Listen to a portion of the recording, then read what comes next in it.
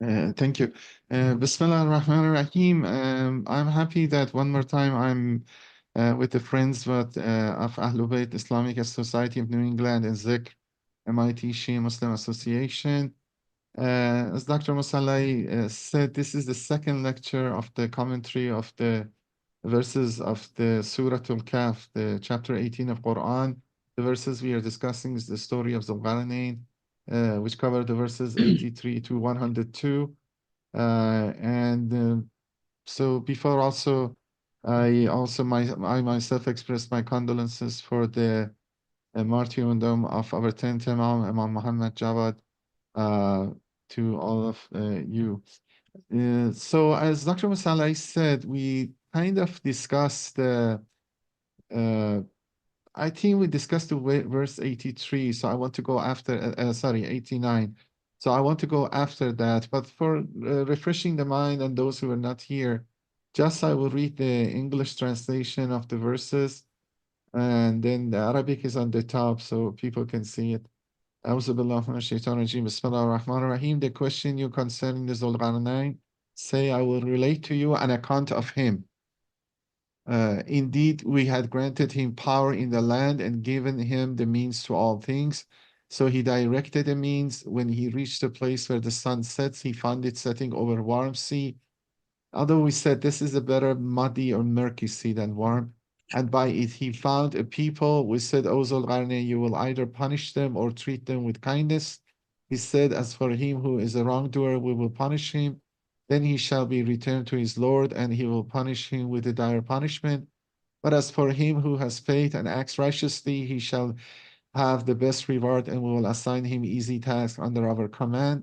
Thereafter, he directed another means, or he chose another course, another path. These are all understood. When he reached the place where the sun rises, he found it rising on a people for whom we had not provided any shield against it. So it was, and we were fully aware of means he possessed, whatever means he possessed. Thereafter, he directed another means. When he reached the place between the two barriers, he found between them a people who could hardly understand a word of his language. They said, O Zulqarnain, indeed Gog and Magog causing disaster in this land. Shall we pay you a tribute on the condition that you build a barrier between them and us? He said, what my Lord has furnished me is better, yet help me with some strength. I will make a bulwark between you and them. Bring me pieces of iron. When he had leveled up between the flanks, he said, blow. When he had turned it into fire, he said, bring me molten copper to pour over it. So they could neither scale it nor could they make a hole in it. He said, this is mercy from my Lord, but when the promise of my Lord is fulfilled, he'll level it, and my Lord's promise is true. That day we shall let them surge over one another. The trumpet will blow, and we shall gather them all. And on that day we shall bring hell into view visibly for the faithless, those whose eyes were blind to my remembrance and who could not hear. Do the faithless suppose that they have taken my servants for guardians? In my stead, indeed, we have prepared them for the hospitality of the faithless. Please recite the salawat. اللهم اللهم صل صل على على محمد محمد وعلى محمد. وعلى Muhammad. The main part of the story is the verses 83 to 98. The verses 99 to 102, four verses, are kind of an appendix or a digression or something in between uh, the main story and the next part. Uh, and there is another verse which is very related to today and the whole story, is verse 96 of chapter 21 Al-Anbiya. So I will read that one too. But there is a ban on any population which we have destroyed, they shall not return until we have something of this idea inside Surah Al-Kahf too, about the situation of those cities which God have destroyed, punish them, what will happen to those lands. Until the Gog and Magog people are let through the barrier and they swiftly swarm from every hill. Then will the true promise draw nigh of fulfillment. Then behold, the eyes of the unbelievers will fixedly stare in horror. Ah, woe to us! We were indeed heedless of this. Nay, we truly did wrong. Okay, and then one other thing to remember that we discussed it. This is the structure of Surah Al-Kahf. These verses of Surah Zulqarnain are the last story of the chapter. You know, we have introductory 8 verses and the concluding 8 verses, and then we have about 4 stories, we can say: Companion of the Cave, the parable of the owners of 2 gardens. Then there in the middle of the surah, there are important moral eschatological remarks, which is the main idea in the surah. That's all these stories want to remind the mushrikun that there is a hereafter, there is a resurrection and the judgment and punishment and reward in the hereafter. And then we have the story of Moses and Khizr and Zulqarnain story. So this is the structure. And then in our discussion, we said this is some methodological points which we use and kind of we emphasized again. First, we kind of put aside all the hadiths. I read the evaluation of Allama Tabatabai. I'm not going to read it anymore. The hadiths are contradictory, miraculous, or sometimes not miraculous, is a very, um, I mean, kind of sometimes go to meat or something like that. I mean, I have, if needed in the question, I'm going to read again the comment of Allama Tabatabai, but we put aside for now the hadiths, those occasions of revelation. They're very much tainted with Israeliyat, the other stories, other narrations, which was narrated in the uh, Near East before Islam, after Islam. We assume Zorbanin is a real and historical person, and I think we can understand these verses without any miraculous dimension to it. As I discussed last lecture, look, this story of Zulqarnain is different, the story of David and Solomon. There, because there are some similarities, people sometimes mix them. There are clear examples, clear clues in the Quranic verses that something miraculous is happening. For example, uh, the wind was the command of Solomon that he would travel the distance of 30 days and 1 night. None of these are for Zulqarnain. Uh, I'm not going other promise. I don't think I would discuss the historical. I think the Zorgani will not have time, but if it questions, we'll discuss it. But those other 4 lectures, which were detailed, each about 2 hours and 4 lecture, we have gone through those in more detail. So I refer you for now to them or accepting the questions. But still, I mention it. I want to mention it again. And as you will see, and we are going to see it again in in these verses, we are talking about 3 journeys of Zulqarnain. One to the west, which is the place sun sets. One which is clearly Quran says the sun apparently set in Ain, in the kind of lake of Hamia or Hamia.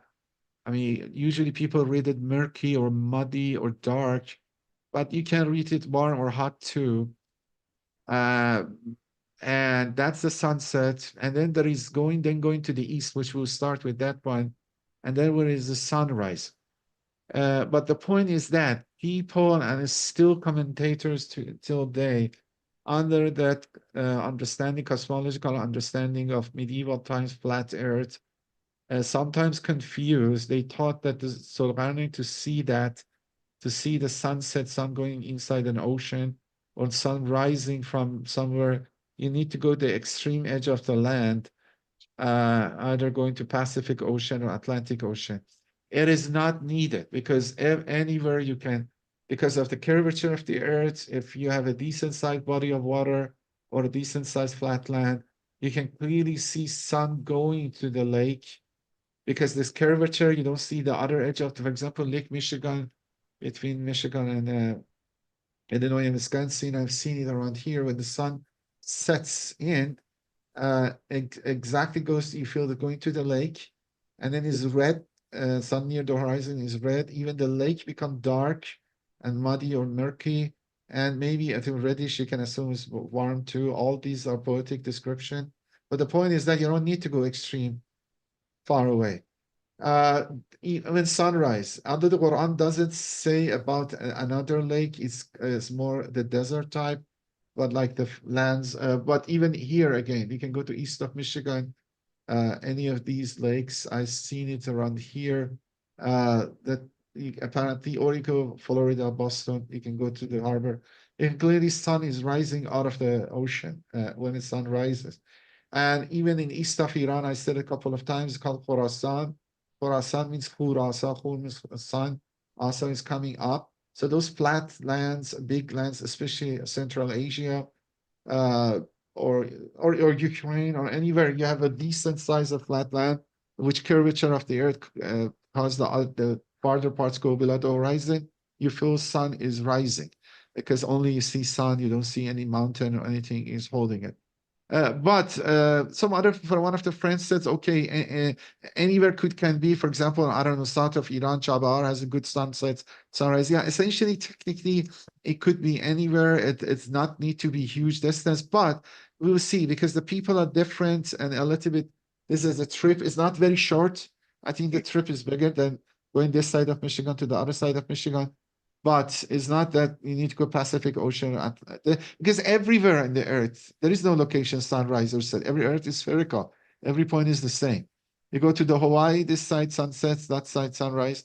Okay, but it's, the historic thing and many different reasons. The two leading candidates are Tyrus uh, or Alexander, or even myself. After reading, I'm thinking it could be one of the Sassanid kings too. There are some reasons. But it seems all of these turn out, I agree the story is somewhere around here, this year. I mean, some people used to think this is the Western Sea, the sunsets, Cyrus was there, Alexander was there. What could be here? Because already even is black, even it's called black, but I don't think necessarily because this one is Red Sea, this is Green Sea, Mediterranean, this is Black Sea, so it could be here. And then the Eastern trip, I really think is the vast flatlands of this area.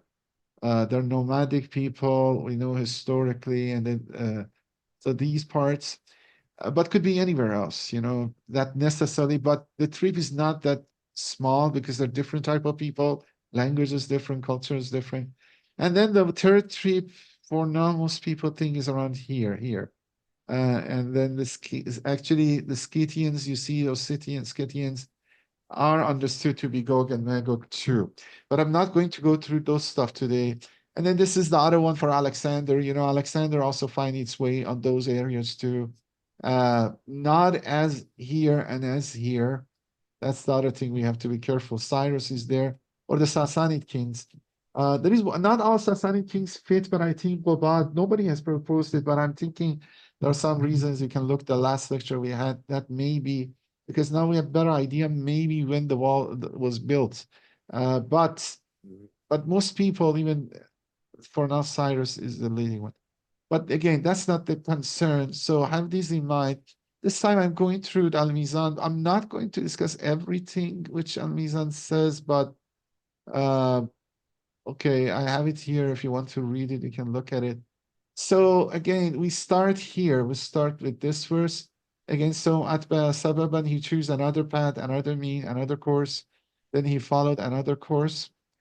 And then un, hatta إذا بلغ مطلع الشمس, until when the sun was rising. But again, there is no specific place on the earth sun is rising. We have to be careful. He reached somewhere you feel sun is rising. So must be a land that is eastern part of it was flat, open. As I said, those Central Asia, Ukraine, or plains in Kansas or plains in United States can be like that. حتى إذا بلغ مطلع الشمس وجدها تطلع على قوم لم نجعل لهم من دونها سترا. The sun was rising on whom? On a people that God had not given a shelter to them against the sun. But here the word is setran, is not necessarily shelter, a cover. The translation shelter, I mean, cover, it means could be a house or shelter, like a dwelling, or also a club. Many people have gone that line to or both. I'm more inclined. It's not that they were naked. They were not Aborigines. yeah, they were nomads, and then they maybe didn't know building or so on. Um, y- yeah, look, I'm going to read this set because we have in Farsi Satr all right covering the private parts. So people usually when they hear Satr go to that line, but this is covering protection. So Allama says Sat means protection from the sun. It can either be buildings and clothing or buildings only. I'm inclined buildings only, and the hadith also Imam Jafar al-Sadiq refer to buildings. But as I said, hadiths are sometimes problematic. I mean, I maybe I'm relatively selective, but that hadith was simple and nothing extra uh, in it, so it makes sense. And that is they live on the land without having any houses to take refuge in to protect themselves from the sun. And then that also could be figurative poetic. They have tents, maybe caves or something like that, mostly tents. They could be nomads. They were all, then some people thought they were also naked without any clothing. I don't think this like that. Attributing that to God in the cause to whom we had given no shelter from it is an allusion to the fact they had not yet averted to it, not learned how to build houses, put up tents, or weave and sew clothes. I think we have to go to the more limited one, and we can do limited one, which they didn't build houses. They were nomadic. They go uh, they they haven't settled down. This tension between settled and nomadic people has been really the dynamic history for a long, long time. But because people have read it in very mysterious, all these kind of stories, added things to it, which is not. In the verses Quran is not. They're very strange people or odd people or different species, or so on. Okay, but the Quran doesn't say anything more here. Just doesn't say what Zulqarnain does with them, or they talk with Zulqarnain, just see them, and okay, and then continues, and only Quran in the next verse says, كَذَلِكَ قَدْ أَحَطْنَا بِمَا لَدَيْهِ خُبْرًا. It was like that. So even so, كَذَلِكَ, and then God said we had full knowledge of what he had. Uh, that means everything Zulqarnain did, all the powers have, all the sababs he chose. Uh, okay, sabab in the sense of the courses or the means. Oh, why? The courses or means it used, all were God was ever God given to him. It was his command. So always God emphasized is not that these guys are disobeying or has some power except in the control of God. Uh, the kazalika is okay, I'm somewhat stable. Let's see here. I don't know why this happens, but uh, then kazalika is a literary point. I will read it. I mean, English translation is enough, but allow me to explain. The likely meaning kazalika, even so, is an allusion to description just given of them. You know, uh, now this you have to look at the story, and then sometimes you explain this was the castle he had, this is the house of, this was his life. Emphasizing it. God said it was like this. Even so, it was at it this. So then Allah says comparing something to itself, which is kazalika does, based on the opinion that in a comparison the thing compared should be different to what is compared with, renders a somewhat emphatic meaning. I mean, because it is not comparing with something else, it just say it is was like this. So give some emphasis on it and so on. And then he says there are Allah says there are people have suggested alternative suggestions. Maybe I've list them later on somewhere else. But for what the demonstrative pronoun that, zalika, and kazalika have been compared, but he says though people have given many a strange meaning to it, which doesn't fit. This kazalika is just emphasized. So overall, God says, okay, God was fully aware what he's doing. And then there are other examples which God is in command, is aware things people do, people has foreknowledge of it. So, for example, when Noah was making the ark and make the ark before our eyes according to our revelation. So again, God even nothing is out of control and seeing of God. And he has revealed it with his knowledge, for example, and he compasses what is with them. So this is an emphasize here. But we Yeah, I mean, people said, okay, why God has mentioned this? Uh, I'm not see why this is happening. Okay, okay, sorry, guys. And then we had a we had the full knowledge of what he had. So what I'm saying, this one, and then he say why God has to make this verse added to it. Why it's emphasized it. Some people say to state the greatness of his afer and that God alone has full knowledge of the particulars of his trip. That could be true.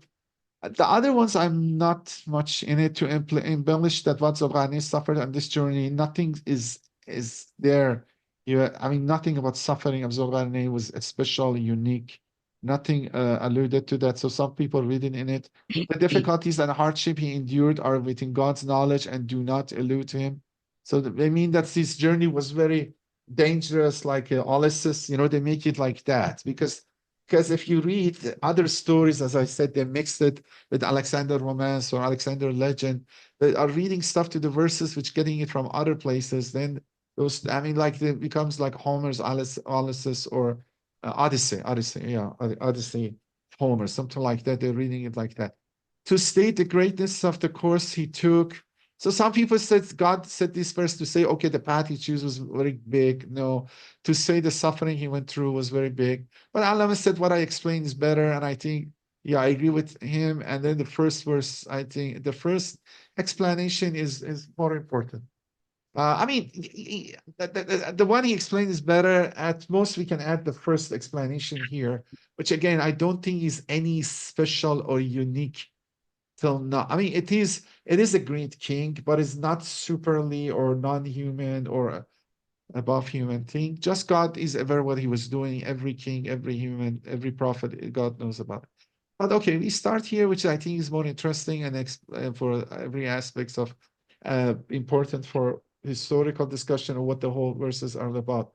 Again, this is the third trip. Summa atba sababa, he choose another course and path. Now this time it's somewhere in between. حتى إذا بلغت بين السدين وجد من دونهما قوما لا يكادون يفقهون قولا. So until when he reached a place between the two mountains. The word is not mountain exactly, it's Saddan. It's not Tur or Jabal, which interestingly Quran could be used, but is barrier. But okay, mountain could be a barrier too. The one we use in Farsi for dam. Uh, he found on that side of the people who could hardly understand the word. You see how translation is leading interpretation. The translator has an interpretation, which again I understand. I also agree with it. Look, we can see the description Allah, and then we see this makes clear. The first he explained is Saddain. The word Sad means mountain or any other obstruction blocking the way. Thus, al-Saddain means two mountains. But generally is not the word for mountain or Tur and Jabal use the Quran. This is a barrier. It could be man-made barrier. And then the second part, he found on that side of the people that is close to two mountains, and in one side of the mountains, this side. The clouds who could hardly understand the word. This was very confusing, or people have discussed a lot. Okay, uh, this is confusing. Allah says, as an allusion, first his interpretation is this, is an allusion to the simpleness and superficiality of their understanding. The simpleton, backward, primitive people, maybe again like Aborigines of older Aboriginal Australia, or these natives in Amazon, but even they're not that simple, even they're sophisticated. Then he had, it may be said that is an allusion to the strangeness of their language and its remoteness from all languages known to them. Look, the translator has gone to this line, and I am going to this line. And Allama said, okay, that is not an unlikely explanation. So Allama doesn't reject it. The second line, which I prefer, and the translator has gone through. And I will argue the first one could not be correct. Dr. Ghoddoussi, there is a question in the Yeah. yes, please. Yeah, go ahead. I thank you for a very clear explanation. I was just wondering, like, okay, we understand that like they reach to people that, for example, they might not have shelters against sun. I was wondering what we can learn from it. I mean, okay, he went there, then he see people that is don't have shelter against sun, then he went somewhere else. So I was wondering, like maybe you will explain at the end, but I was wondering, is there any message that we can learn from it, or is it just like more like a story that now? Because I think the next one that there's a discussion and we hear something and there's more into it, but it seems that it's just it goes there and it's see some Yeah. people and then I was Yeah, if yeah, this goes to this part because people asked Prophet about Zulqarnain, and then he said, "I will answer you." And even there is a so, and then if we accept Shannon Nuzul's, this was a challenge question. It wasn't just like I'm asking you, okay, who's senator? So who's the Boston senator? I'm not challenging you because I know you know the answer. Not Boston. Sorry, New England, Massachusetts. And then, but the point is this: this is a challenge question. Like I ask you, who was the 19th president of United States, and you may, I mean, more harder than that. And Shannon assumes even, which I'm not sure is true, say prophet even thought revelation will come soon and didn't come that soon. And then Quraysh get happy and so on. This may be embellishment, but the point is that prophet is giving an answer to those people. There are clues to the story of Zulqarnain, which those people know. And I think the general audience of that time know about his trips. And this must be one part of it. You're right. In this way, I mean, be fair and objective as you say. What knowing this knowledge, what helps, but maybe tells us something about different peoples, different lands. But I think part of it is the answer was those who people asked got the answer. Okay, prophet knows enough the story. Look, if I tell you, summarizing sometimes the story of some people in 3 words, and you seize adequately, when somebody asked about Lincoln, 500 years and now was okay, some guy from Illinois, self-educated and become president and abolish slavery. So I have to put somewhere abolish slavery and civil rights to kind of, except I say very generalities doesn't work. I say it was the president of the United States somewhere in 19th century, doesn't clearly show me I know Lincoln. But if I say something, okay, but this, we had some more discussion in the fourth lecture. Uh, there are some stories people claim was circulating around sixth or seventh century, which is recorded the book Alexander Legend, which is the fourth lecture which we discussed last week, goes through that. So what is those stories recorded? Maybe there was a true Zulqarnain, and then the story of him generally embellished from his story goes to meat and many other layers was added to it and other people's stories added to it and recorded. Like as I said many times, we have Rostam, a hero, brave man in Sistan, Iran, but Ferdowsi says, I'm okay, he was a Yalidar Sistan. He was just a strong, powerful, brave warrior in Sistan, but I made him Rustam Dastan, like Hercules, legendary man. Uh, that story has this element. That trips is, and actually there are some stuff over there which is not matching science. Quran for me and you, which maybe doesn't know the story, we are not sure Quran what is doing, but Quran it seems also a little bit correcting it, or at least we can say Quran is giving a different version of the story, which is much more akin to mother time, which theirs is not. So let me tell you that part. In that part of story, the hero is called Alexander, and then that's the confusion happen. And Alexander, some of his troops somehow end up the east when the sun is rising. But because the idea they have is a flat earth, and then they think sun sets in the western part and somehow transported or going from west to east of the world, ending going to South Pacific in Atlantic Ocean and the below Atlantic Ocean, some transport portal is there and transferring him during the night to the east to rise. So that was flat earth, they have to explain. But then when it coming up, imagine the world is flat and then you have this view. When the sun is rising, the utter eastern part of the universe is very close to the earth. If it wasn't spherical, it was flat and the model they have. So because it's very close to the earth, it will burn those people. And then those stories says those guys, so it's a little bit different. They had to get a shelter from the sun. And when sun was rising, these guys wouldn't be happy because they're edge of universe and sun maybe burn them. Imagine sun's too, simple cosmology. And then so they jump into the sea, doesn't sun burn them, or they jump into the caves.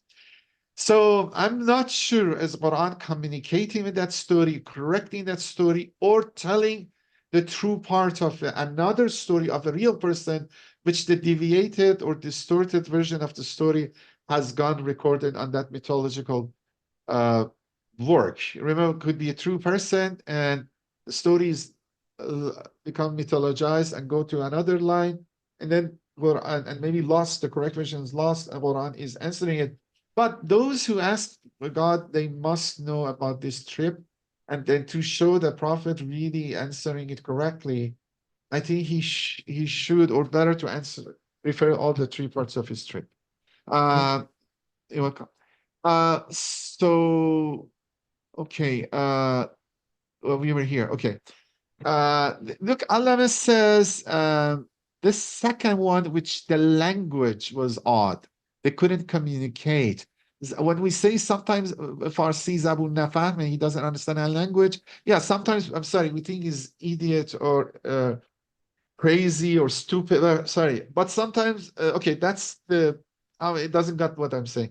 But sometimes literally we cannot communicate. But the point is this, if you go to the next verse, they start to communicate first with Zulqarnain. So they're not, some people do not language, or they are not, I'm sorry, retarded, or like the level of their psychic,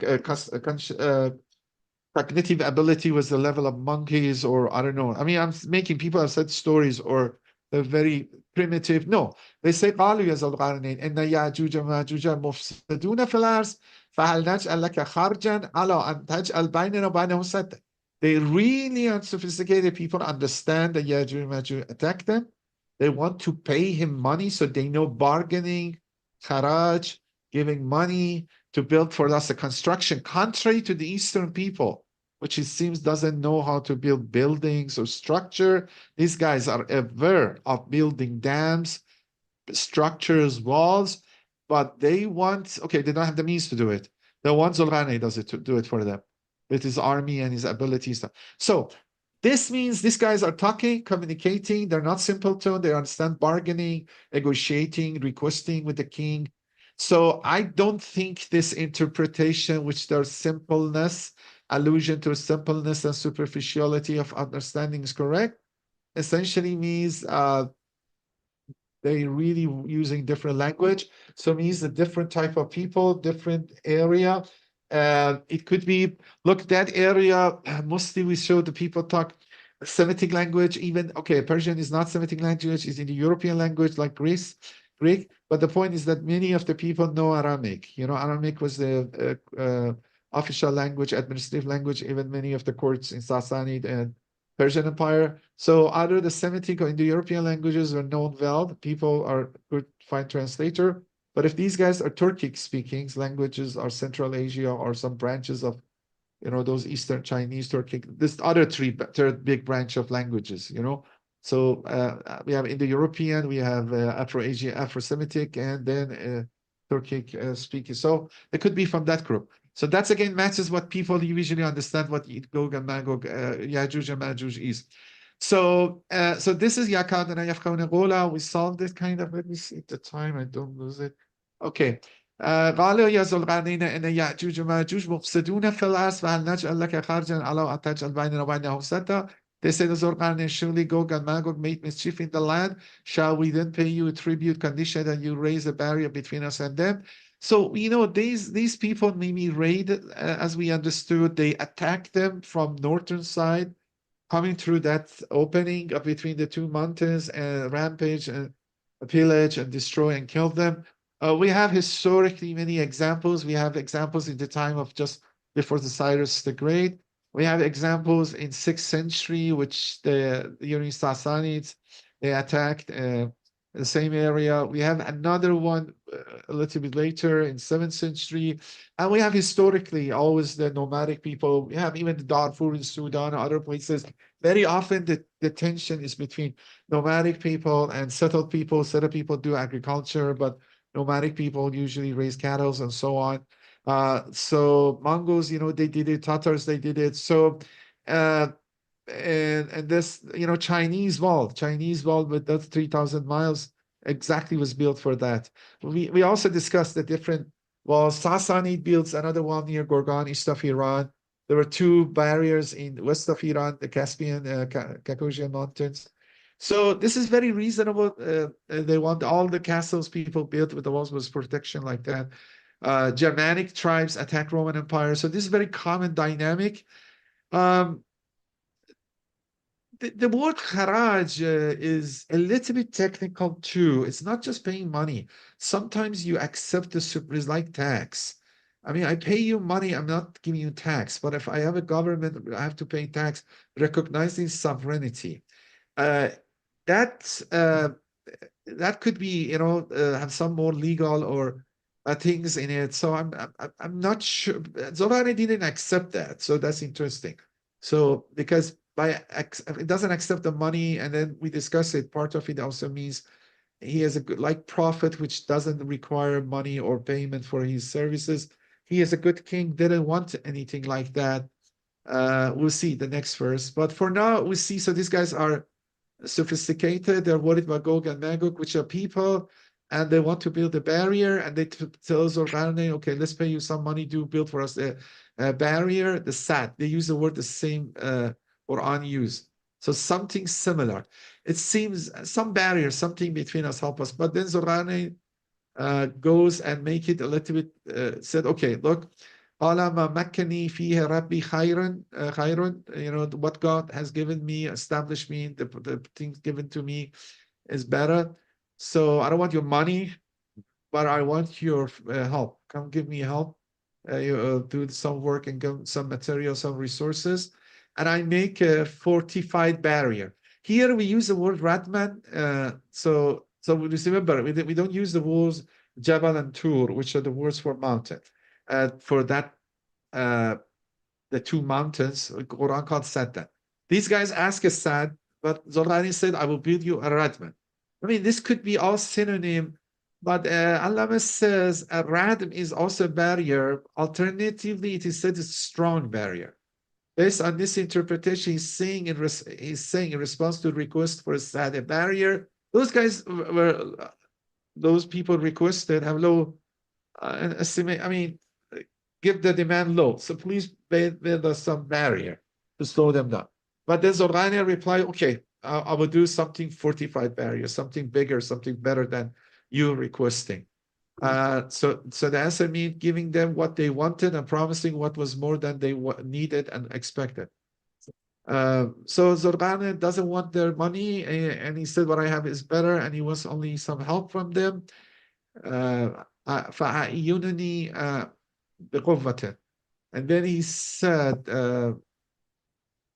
is a power, a strength, but not any form of help, support can be strength, which we see in the next verse. He specifies what he wants, what quvva he wants. Because here says, help me with the quvvatin, aj'al baynaka wa baynahum ratman. So help me with strength. But what he mean by strength means he wants bring me blocks of iron until we have filled up the space between the two mountain sides. So it doesn't mean there is no stone here, because also that mythical thing, maybe all of it is built iron. It could be, but stone is default. Masonry stone and maybe wood is default of any structure. This ironness is unique.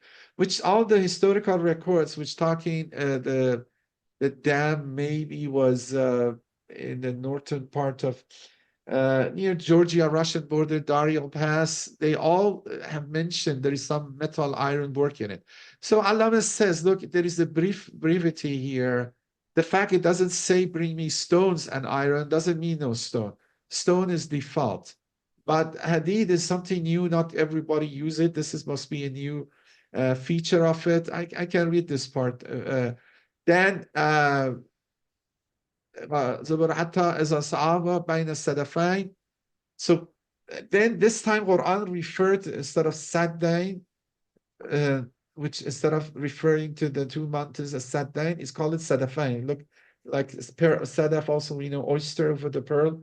They call it Farsi Sadaf, the two jaws of it. So the two sides of it is a pair. Sadaf always should be in pair.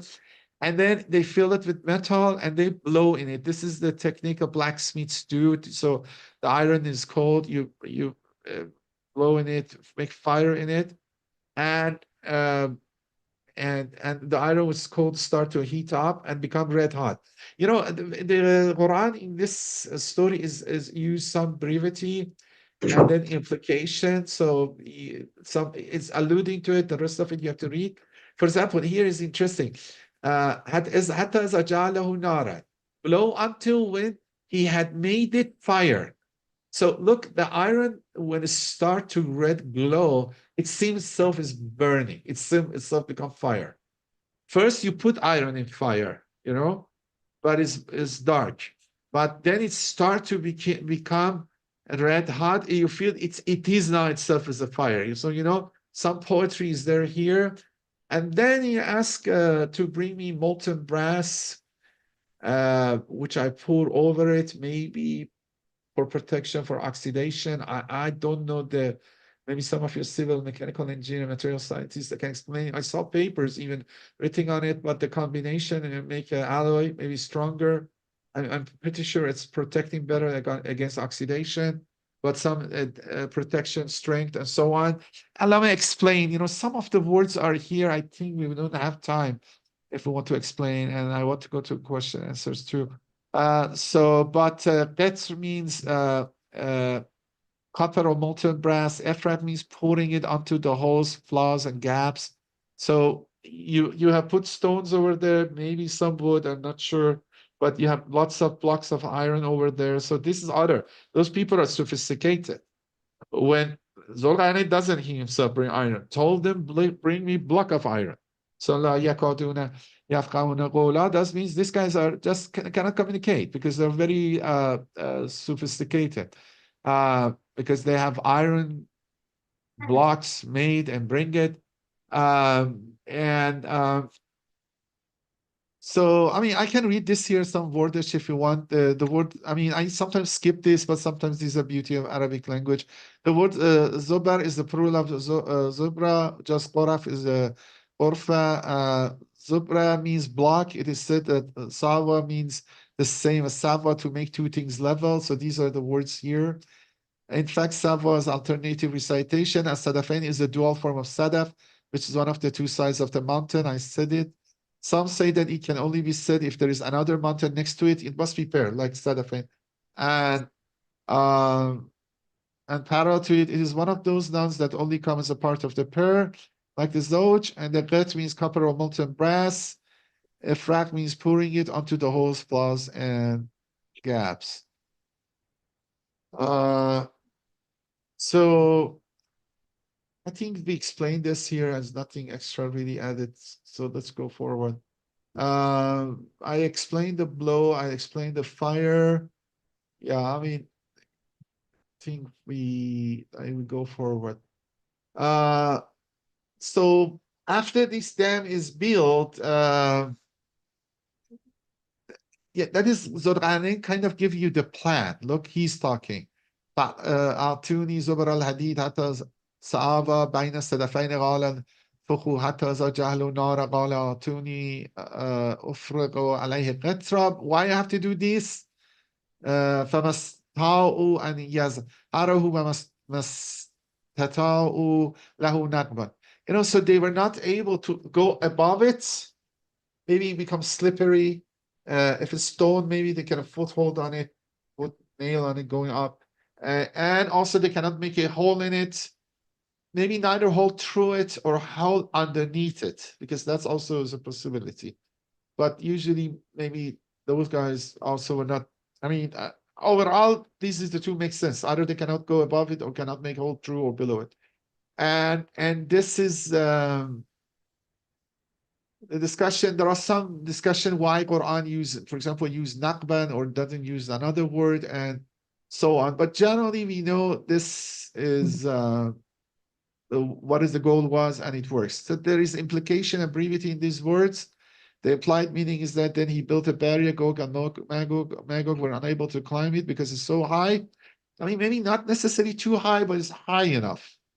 We shouldn't do it medical. It was so high or make a hole in it because it was so strong. And needs still protection, but it can enough protecting it. But this is the part I think is important. قَالَ هَذَا رَحْمَةٌ مِّن رَبِّي. So he says when he built it, you remember, as I said in the previous question, some of the story is told we hear it, but some of it is still is part of the answer to the question of challenge question.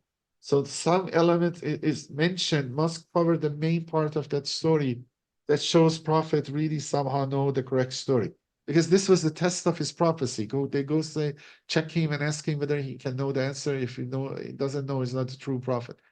Now, قال هذا رحمة من ربي فإذا جاء وعد ربي جعله دكاء وكان وعد ربي حقا. Yeah, this is the one crucial and complicated one. He said, this is a mercy from my Lord, but when the promise of my Lord comes to pass, he will make it level with the ground, and promise of my Lord is ever true. Okay, let's read this Allah's explanation, but again, some go on it too.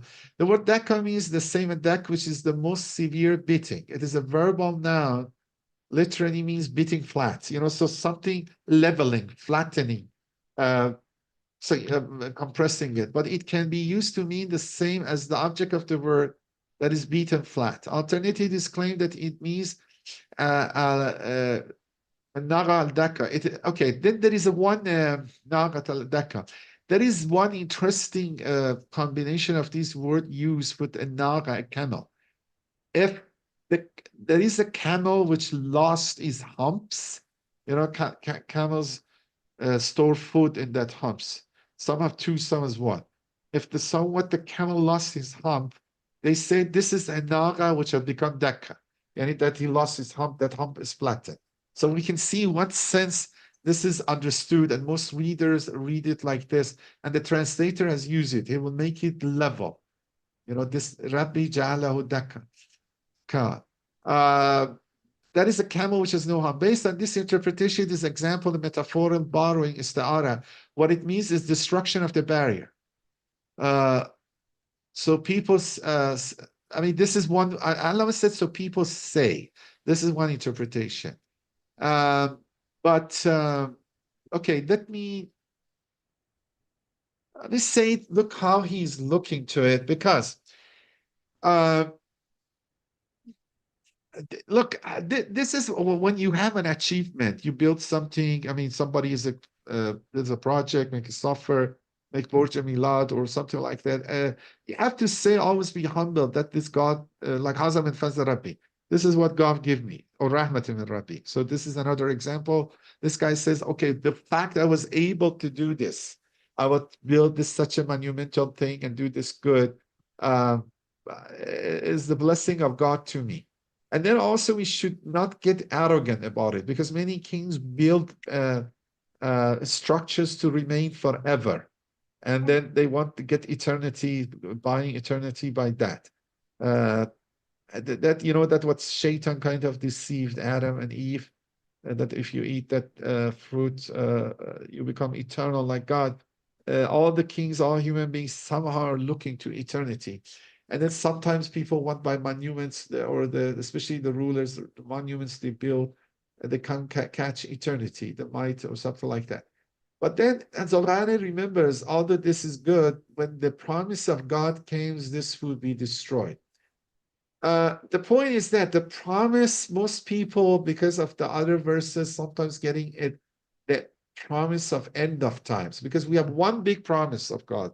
That's the biggest of the promise of we are dying and that there is a resurrection and all this world will be destroyed and we are resurrected. That's the promise because override all the promises like formatting your diskette, everything is cleaned and stuff. So that's the biggest promise. But there are other promises for any structure, any building you build, any all these kings built. Many of them destroyed, many of them lost, many of them are not there. Anything has its own time. So there could be Zorbanen referring to the promise or end of his own structure. If there is nothing specific to his own structure and structure survived a long time, which it seems it didn't, or we don't see something like that. But if it's surviving like these pyramids of Egyptian pharaohs, at the end of times they would destroy, no matter what, with that big promise, which everything would destroyed, flattened, destroyed. Which remember, this surah overall was about Qiyamah and resurrection and argument for mushrikeen. So that's he's saying. So maybe he's thinking two. Look, that's exactly his thinking two level. فَإِذَا جَاءَ وَعْدُ رَبِّهِ جَعَلَهُ دَكَّةً. But this the Rabbi, this and then we have a kind of وَعْدُ رَبِّهِ. Okay, this promise.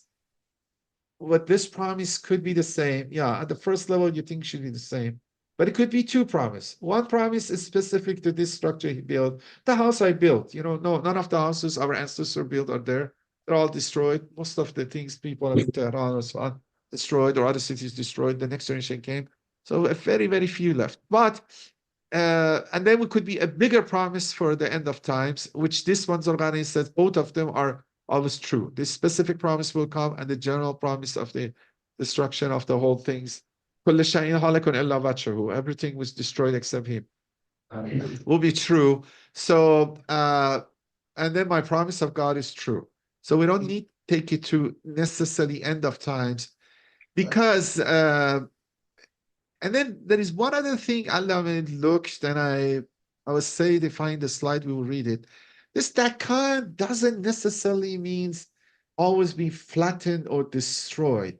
It also becomes irrelevant. It loses its importance.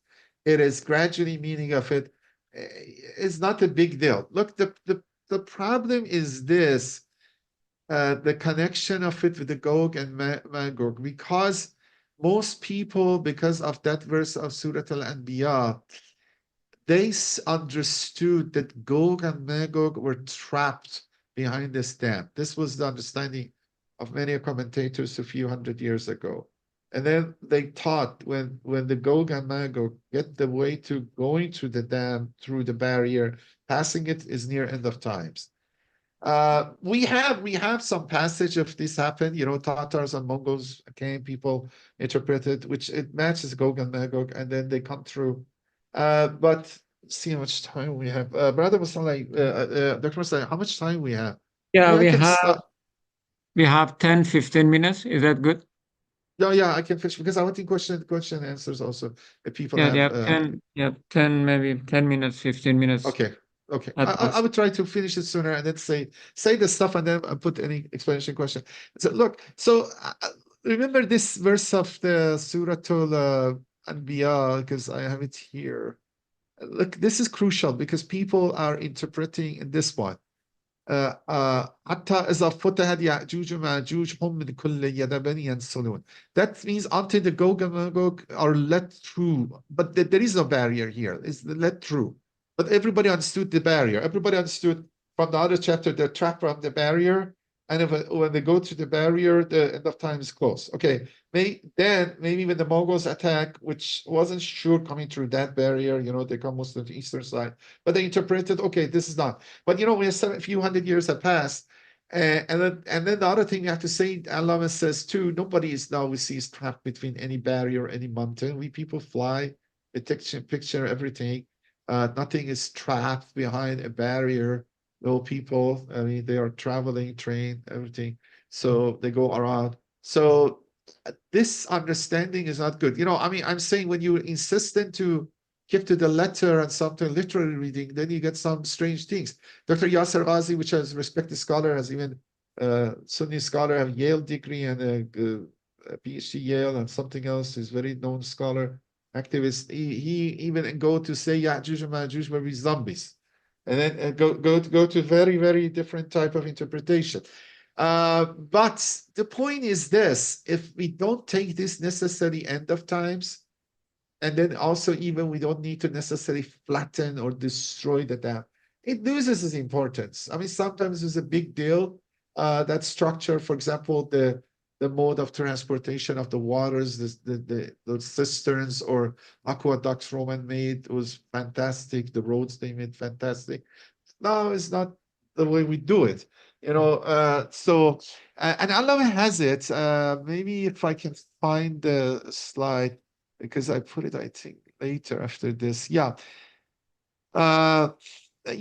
Because Allah raises these points I said, so we don't have time to read. I mean, if you say, some people said, okay, it fulfilled Tatars and Mongols passed through it. These are the Gog and Magog. Look, Gog and Magog was always understood as kind of yellow people. I mean, Turkic yellow, Japanese, Chinese, that kind of race. I mean, I'm sorry using the word yellow, black, white, but that's kind of race. And then, as I said, always is nomadic people of Central Asia. Mongols came from there.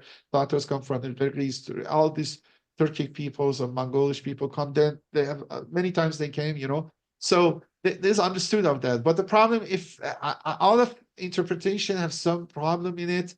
If we say Tatars fulfilled it, so still 700 years is passed, so it's not near end of times. That could be.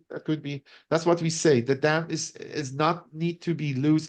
That means the Rabbi respect to the dam is not necessarily equal to the Rabbi for the end of times. There are two Vat. Okay, and then the other thing is that Allah says, the other things that Allah thinks, the answer to this question, though God knows best, is Dakka comes from the word Dakka, means insignificance. Lisan al-Arab says Jabalun Dakka means a low mountain. So sometimes you have to say it's not necessarily the dam is destroyed. The dam loses its significant functionality. But the guys can fly with the kite above the wall, sometimes happened a few months ago. So the wall lose that barrier, the wall that people made around Gaza loses importance. Making the barrier, that can mean making it insignificant, of no consequence, of no use, because there are so many alternative routes and so many different means of travel and transport by land and sea and air.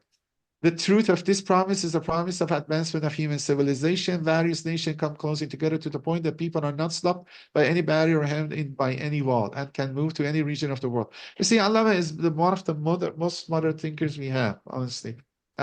People are not prevented from attacking or overwhelming any nation they want. This interpretation is supported by the context provided by his words elsewhere, where he refers to Gog and Magog assault, the one I was reading, Surat al-Anbiya, and when Gog and Magog are let loose, and they shall break forth from every elevated place.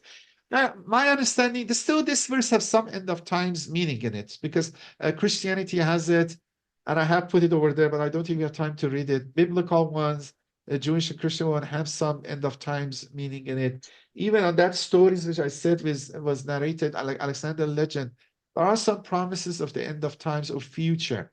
But the point is that maybe we can say Gog and Magog, if Farsi have. When he said, "Min kulli hadabin yansalun," they're coming from every elevated place. It's like that divar mirizan. They're coming from everywhere. They're present everywhere. This is a figurative way of talking in Arabic. So the point I'm saying, the verse means just maybe the spreading of Gog and Magog, the of people are all around the world. So I'm a little bit giving an interpretation, matches what we have. Now we know that I had a friend, I was in Alberta, Canada. There was a Chinese student 25 years ago. They asked me whether Tehran has Chinatown. For that time, it was very strange, Tehran, there was no Chinese in Tehran. But now, after 25 years, yeah, maybe Tehran soon has a Chinatown too. So there are everywhere. That could be the Quranic verse means, but generally, we don't need to match it to, I will finish soon, to this first vat of the Quran. Maybe just means this dam loses importance. It's not forever. Nothing is forever. The car I built, the dress I built, anything have some time and the use goes away. Even the book you write, very often the books become, except Quran or some other natural balagha, the books lose the importance. Now, but then he says, but he remembers no matter what, that the big promise, the real promise, the important promise of God is true. And that's hereafter. And that you can see, although I'm not doing the, okay, there is a discussion, Gog and Magog, if in the question people ask, I will answer it. But then this is like talking and the drifting of the mind. God gets the idea from Zulqarnain's mind and start to talk to us. Naturally we are talking very smoothly, transiting the promise of God. Okay, maybe the first promise wasn't here after the end of times, but the second one was. And now start to talk, God talking. This is always have the dialogue and thinking. Very smooth transition. These 4 other verses, God start to talk what happening end of times.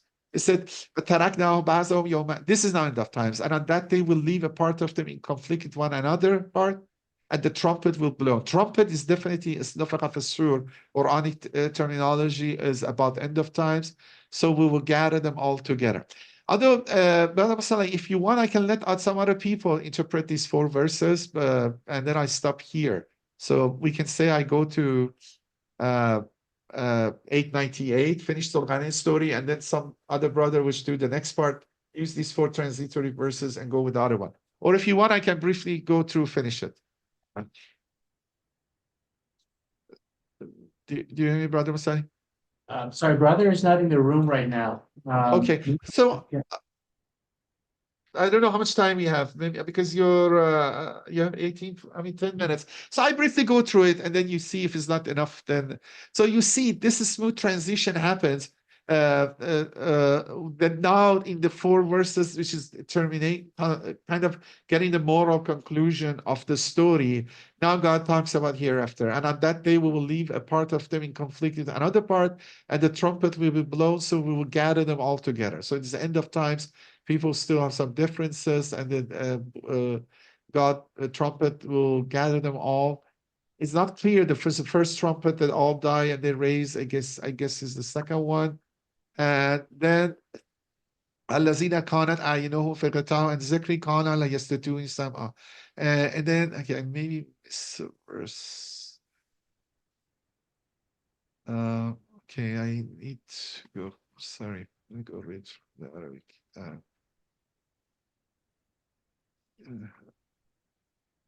Okay, look, it says الذين كانت أعينهم. So وَرَزْنَا جَهَنَّمَ يَوْمَئِذٍ لِلْكَافِرِينَ عَرْضًا. So this is really end of times, as 99. So I'm saying this maybe is still this world. This is the promise of end of times. كَانَ بَعْدُ رَبِّ حَقًّا. But then this is end of times. But then God says, we'll bring the and on that day we shall bring hell into view visibly for the faithless. So one of the things is said when you go passing the Sirat, you're passing above the Jahannam. You kind of, when this judgment is happening, you see Jahannam. Somehow you have a vision of it. And then who are the kafirin? الَّذِينَ كَانَتْ أَعْيُنُهُمْ فِي غِطَاءٍ عَنْ ذِكْرِي. Those whose eyes were blind to my remembrance. Why eyes, not mind, is interesting. And Zikri وَكَانَ لَا يَسْتَطِيعُونَ السَّمْعَ, and then could not hear. So they essentially they made themselves deaf or blind to the message of God, to the reality of God in the nature, his invitation by the prophets, or what even in their conscience they had it. أَحَسَبَ الَّذِينَ كَفَرُوا أَنْ يَتَّخِذُوا عِبَادِي مِن دُونِي أَوْلِيَاءَ أَنْ أَعْتَدْنَا جَهَنَّمَ لِلْكَافِرِينَ نُزُلًا. And if these guys think they can get some of God's created servants as guardian instead of him, they say, okay, I can do my way, I don't need God. I have my knowledge, I find my way. But indeed, we have preferred hell for the hospitality of the faithless. So this kind of look, the story is wrapped up to the whole main theme of the surah, which is all these stories to remind them about the hereafter. I will stop here. If there's any question, then maybe the next lecture, some people can go more detail in these 4 verses.